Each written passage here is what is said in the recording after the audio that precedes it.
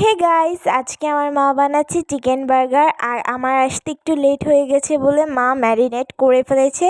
এখন চিকেনগুলো মা ভাজছে। তো চিকেন বার্গার বানানোর জন্য মা যা যা উপকরণ নিয়েছে পরে আমরা একসময় বলে দেবো আপনাদের। তো এখন চিকেনগুলো মা ভেজে নিচ্ছে। চলো ভাজে নেওয়া হয়ে যাক। তারপর কিছুক্ষণ মা নাড়াচ্ছে খুন্তি দিয়ে। তারপর 4-5 মিনিট ঢাকনা দিয়ে রাখবে মা। এবার ঢাকনা দিয়েছে, 5 মিনিট হয়ে গেছে। এবার মা ভালো করে আবার নেড়ে আবার 5 মিনিটের জন্য রেখে দিচ্ছে। এখন আবার মা ভাজছে।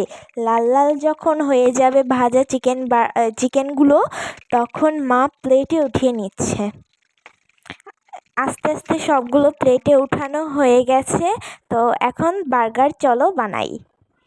তো সবার যদি বার্গারটা ভালো লাগে অবশ্যই আসবেন খেতে, একবার ট্রাই করে দেখবেন আপনারা।